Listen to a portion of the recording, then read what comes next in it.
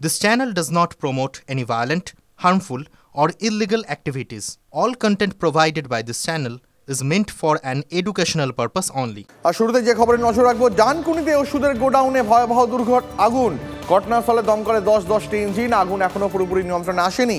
আজ ভোরে গোডাউনে আগুন লাগে, সেই সময় ভেতরে কয়েকজন কর্মী ছিলেন। বুঝতে পেরে তারা বাইরে বেরিয়ে আসেন। খবর দেওয়া হয় দমকলে।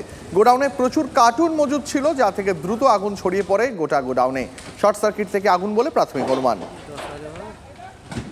5টার সময় দেখতে পেয়েছি, তার আগে দেখেছি পুরো 5টার সময় ধোয়া উঠছে।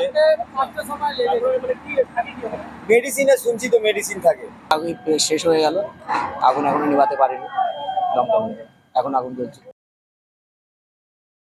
সহকর্মী সনদ রয়েছেন আমাদের সঙ্গে টেলিফোন লাইনে। সনদ, ঠিক কি ঘটেছিল যার থেকে সাত সকালে এত বড় একটা অগ্নিকাণ্ড ঘটলো?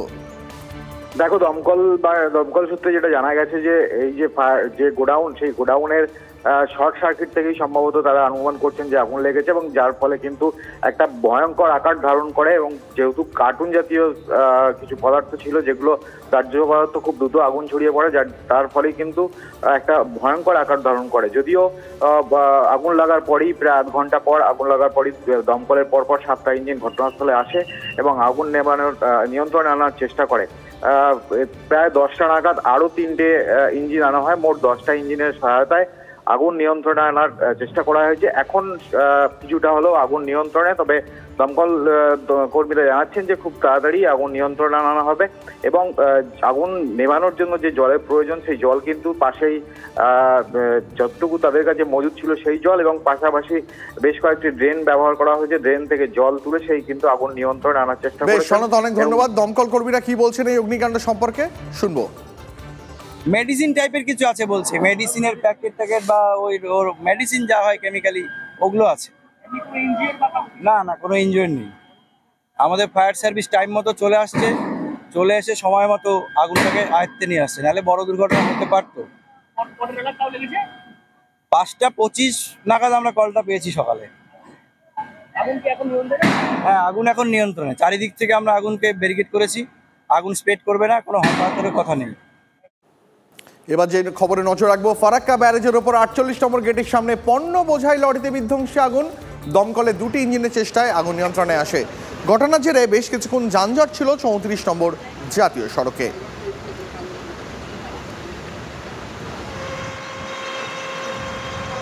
পাশাপাশি দুটো দুর্ঘটনা ছবি দেখছেন আপনারা। একদিকে ডানকুনিতে ওষুধের গোডাউনে অগ্নিকাণ্ড, আরেকদিকে ফারাক্কা ব্যারেজে লরিতে আগুনের ছবি।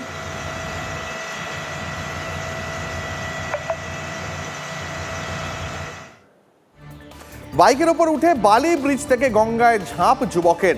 বালি ব্রিজে প্রাতঃভ্রমণকারীরা ঝাঁপ দেওয়ার সাক্ষী। বাইকে বসেছিলেন যুবক, আচমকাই বাইকের ওপর দাঁড়িয়ে ঝাঁপ দেন। খবর দেওয়া হয় দক্ষিণেশ্বর থানা ও রিভার ট্রাফিক পুলিশকে।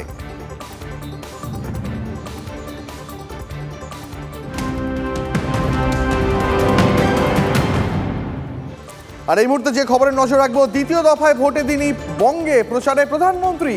26 এপ্রিল রাজ্যে জোড়া জনসভা করবেন প্রধানমন্ত্রী। শুক্রবার মালদা উত্তর, মালদা দক্ষিণে জোড়া সভা প্রধানমন্ত্রী।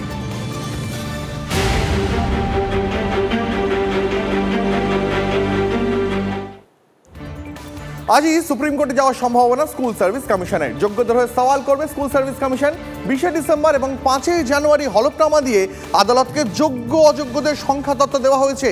দাবি এসএসসি সূত্রে, সেই হলফনামা নিয়ে সুপ্রিম কোর্টে যাবে স্কুল সার্ভিস কমিশন।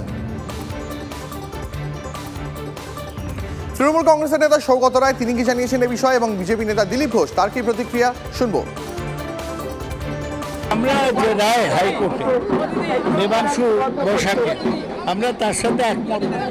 খুবই আনফেয়ার, যারা যোগ্য তাদেরও বাদ দেওয়া হয়েছে। এত লোকের চাকরি চলে গিয়েছে।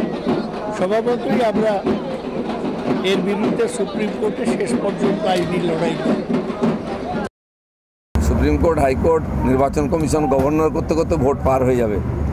মানুষ ভোট দিয়ে ওদেরকে পার্মানেন্ট বিদায় করে দেবে।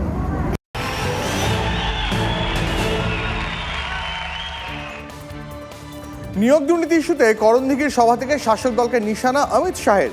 চাকরির জন্য 10 থেকে 15 লক্ষ টাকা ঘুষ নেওয়া হয় তোপ শাহের।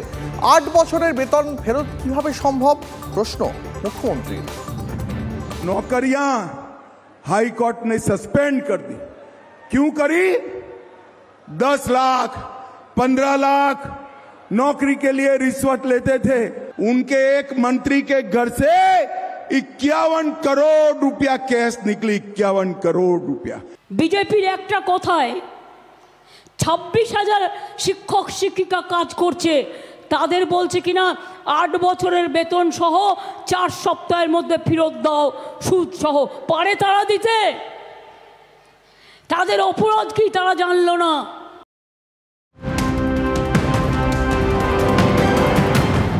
আর এবার যে খবরে নজর রাখবো, আজ 2 আসনে দলীয় প্রার্থীর হয়ে প্রচার করবেন তৃণমূল নেত্রী মমতা বন্দ্যোপাধ্যায়।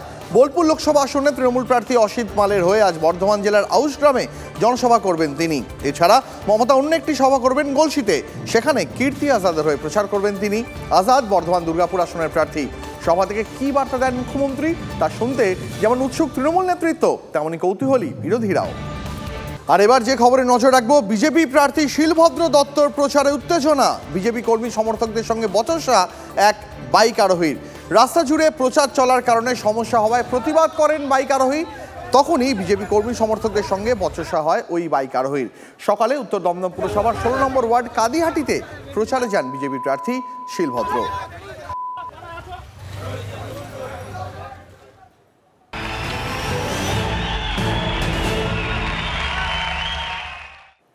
বাংলাদেশ থেকে আসা শরণার্থীদের আশ্রয় দিতে চাইছেন না মমতা বন্দ্যোপাধ্যায়। প্রচারে সুর চড়ালেন অমিত শাহ। বাংলায় সিএএ করতে দেব না, পাল্টা আক্রমণে মুখ্যমন্ত্রী। जरा मन से सच्ची सच्ची बनाना, सीए आना चाहिए या नहीं आना चाहिए, ये ममता दीदी विरोध कर रही। मैं ममता दीदी को पूछने आया हूं, बांग्लादेश से आए हुए हिंदू बौद्ध शरणार्थियों को नागरिकता मिले, उसमें आपको क्या तकलीफ है? एक और तो दीदी आप घुसपैठ करा रही हो और घुसपैठियों को घुसा रही हो, और दूसरी ओर शरणार्थियों की नागरिकता का विरोध करती। এনআরসি হবে না, আমরা বাংলায় এনআরসি করতে দেব না। আর বিজেপি গেলে দেশ থেকেও এনআরসি উঠিয়ে দেবো। কে উঠিয়ে দেবো? ইউনিফর্ম সিভিল কোড উঠিয়ে দেবো।